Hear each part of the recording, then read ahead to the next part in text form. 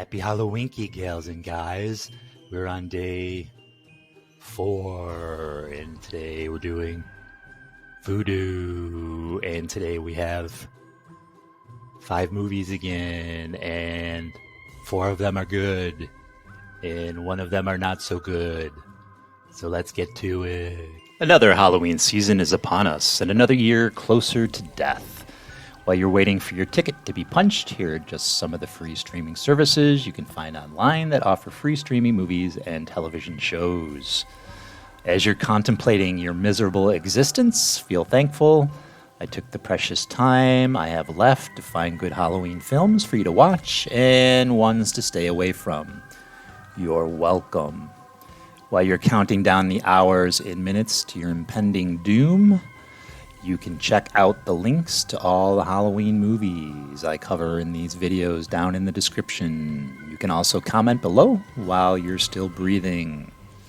Here are the 5 free streaming films we'll be covering this time out. While you're Googling your burial plot and coffin, you can play these in the background to remind yourself that maybe you don't have it so bad.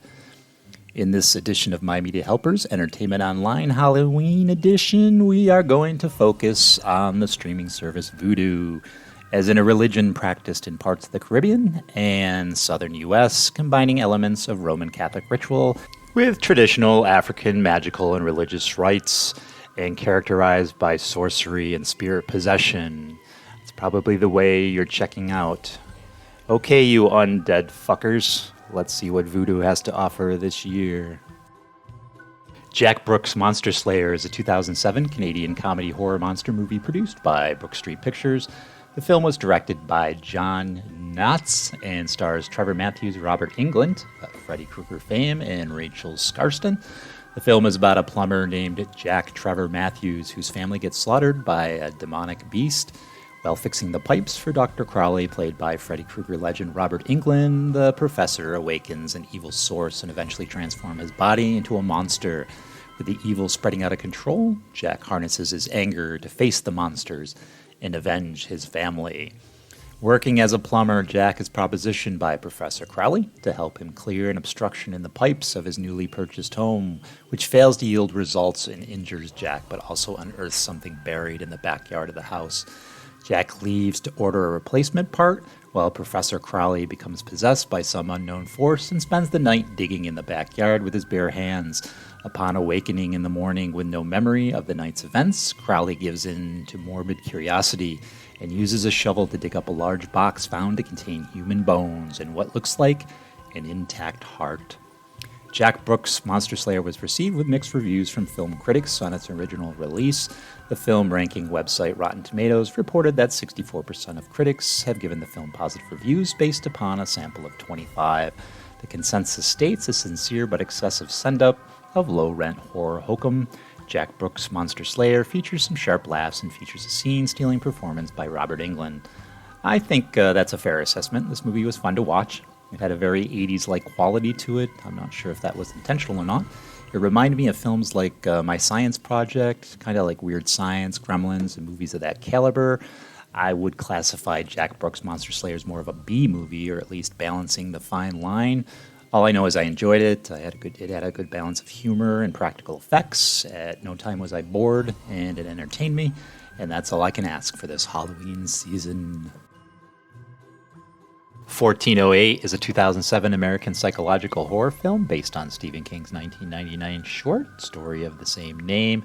It is directed by Mikkel Hafstrom and stars John Cusack and that bad motherfucker Sam L. Jackson. The film was released in the United States on June 22nd of 2007. The film follows Mike Enslin, an author who investigates allegedly haunted houses and rents the titular room 1408 at the New York City Hotel. Although skeptical of the paranormal, he is soon trapped in the room where he experiences bizarre events. Reviews were mostly positive, and the film performed positively at the box office. Mike Enslin, a cynical, skeptical author who's estranged from his wife Lily after the death of their daughter Katie, writes niche books evaluating supernatural events in which he has no belief.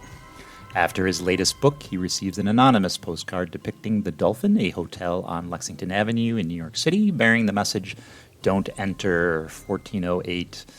Viewing this as a challenge, Mike arrives at the Dolphin and requests room 1408. The hotel manager, Gerald Olin, attempts to discourage him. He explains to Mike that in the last 95 years, no one has lasted more than an hour inside of 1408. The latest count is 56 deaths.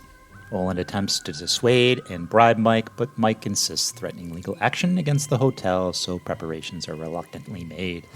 In November 2003 and 2004, Dimension Films opted the rights to the 1999 short story 1408 by Stephen King. The studio hired screenwriter Matt Greenberg to adapt the story into a screenplay. In October of 2005, Mikkel Hostrom was hired to direct 1408, with the screenplay being rewritten by screenwriters Scott Alexander and Larry Karaszewski. In March 2009, actor John Cusack was cast to star in the film, joined by actor Samuel L. Jackson the following April. In July, actress Kate Walsh was cast to star opposite Cusack as the protagonist's ex-wife, but she was forced to exit in August due to scheduling conflicts with a role on Grey's Anatomy. She was replaced by actress Mary McCormick. According to Cusack, the Roosevelt Hotel in New York was used for some of the exterior shots of the Dolphin. The lobby scenes were filmed at the Reform Club in London. In its opening weekend, the film opened in second place at the box office, grossing US $20.6 million in 2,678 theaters. 1408 had a production budget of $25 million. The film went on to gross $132 million, of which US $71.9 million was from Canada and the United States. There are 3 endings to this film. In addition to the ending that appears in the theatrical release, and also it's the default ending on the DVD, 2 other alternate endings were shot. The incentive for this was based on the director's belief that King's intention in his original short story was to leave the conclusion ambiguous. None of the 3 endings match the ending of King's original short story. I won't discuss the alternate endings, as it could give away the ending of the movie. And speaking of the ending, I like it. Without getting into it, I felt it was fitting. The climax of 1408 is just as satisfying as the build-up. That's not always the case, especially in the horror genre. Most of the time, there's a good build-up in a movie, and the conclusion turns out to be lame. But not this time out. This film was not what I was expecting. I was expecting a very slow story. I didn't expect the number of special effects the movie had to offer. It was all a pleasant surprise from little expectations. I hope I didn't raise yours too much, but definitely check it out for your Halloween viewing pleasure. Fragile. A nurse at an old children's hospital struggles to protect her charges from a mysterious and evil force. The hospital is at the point of being abandoned when a train crash brings multiple victims to its doors. Amid the chaos, a nurse is drawn to a group of orphans who seem to be under the influence of a restless spirit that haunts the hospital.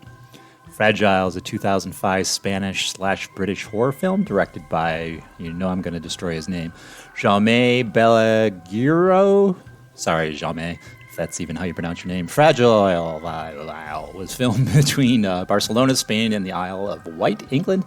Many scenes were shot in or near locations familiar to the residents of the Isle of Wight, including Union Street in Ryde Pier, the Military Road in Chalet, and aboard the MV Red Osprey. The exterior scenes of the hospital were filmed at Beerwood House in Berkshire, England. An interesting fact, if you happen to watch this film, is that there's a Sleeping Beauty animation short that clearly wasn't a Disney film. I was wondering where they grabbed that from. It turns out the movie seen by children on that projector in that film was created specifically for this movie, which I found interesting.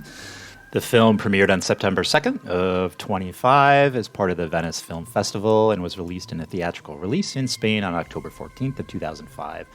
The movie has had several release dates around the world since its original release in October of 2005.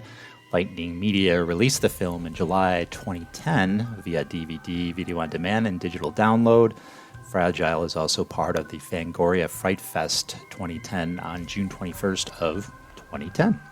The movie Fragile is about as thin as Callista Flockhart, very small on plot, with very little meat, a lot like Callista Flockhart. If you don't remember, or were too young to remember, or just weren't alive when Flockhart was the lead in a show called Ally McBeal, or what I used to call Ally McFeel, that ran from 1997 to 2002.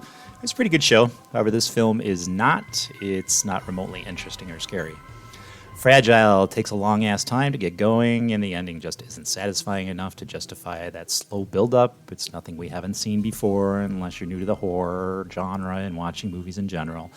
Film was just the same old crap with nothing new to say and no spin on an already tiring plot. A ghost takes over a hospital. No one believes our heroine to what is transpiring.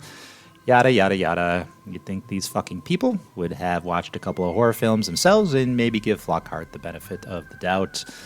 I like Flockhart. I think she's a good actress, and it's very rare to see her outside her Ally McBeal character. Maybe this is why her choice of movie projects aren't good ones. Do yourself a huge favor and skip this one for the Halloween season, or any season for that matter. Open 24 Hours is a 2018 American horror film written and directed by Padraig Reynolds. After setting her serial killer boyfriend James Lincolnfield's The Rain Ripper on fire, a paranoid delusional woman named Mary gets a job at a 24-hour gas station. Mary is forced, as a condition of her parole, to work, and because she cannot find work elsewhere, agrees to work the 10 p.m. to 6 a.m. night shift at the Deer Gas Market. Mary tells her childhood friend Debbie that her boyfriend would call her on the phone whenever it rained and play Raindrops by Dee Clark, and would thereafter or during murder someone. Mary was nicknamed the Watcher by the press as she watched some of the 35 victims of her boyfriend being murdered. She suffers from repeated hallucinations of James, who is in prison, which she controls with medication. And that brings us to the basis of the plot. Has the Rain Ripper escaped and once again is reaping havoc, or is Mary suffering from her own delusional psychosis? This is one of those films that's pretty much shot all in one location, this time out at gas station / convenience store. I like this movie a lot. Vanessa Gress, who plays the lead Mary, sold her character to me. She's a great range and kind of surprised she hasn't been in more mainstream movies. The script is very natural. In most cases, it would be how normal people would talk to each other. The movie is filled with fleshed-out characters saying relatable things, and of course, the gore factor is front and center. Check this movie out on Vudu, and remember, Vudu is open 24 hours. Ankle Biters. I can say without a doubt I have never seen a movie like it. This is the story of professional hockey player Sean, who is forced into retirement after a brawl on the ice turns into manslaughter. He meets Laura and falls deeply in love.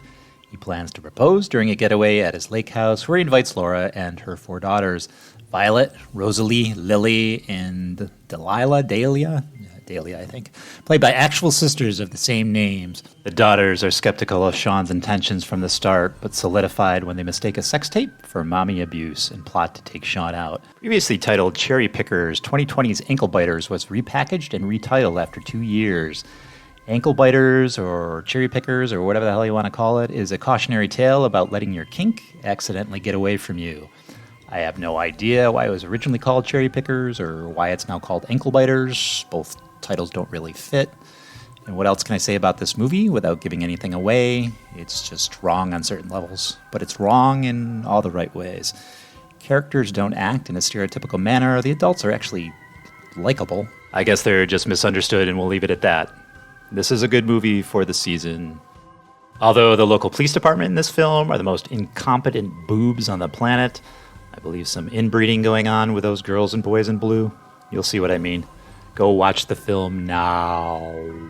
5 up and 5 down, gals and guys. And just to get there, you go to Vudu.com. You go to your free films right here. And then there's horror. And then there you go. You got all these little itties to check out. So, I hope that gave you some viewing pleasure this time out. And please subscribe. If you haven't already, I'd appreciate that. Certainly like the video if you liked it. Like it if you didn't like it. Share with your fellow horror aficionados. Hit that bell for updates. And tomorrow will be YouTube. Well, see you later. Bye. Boo.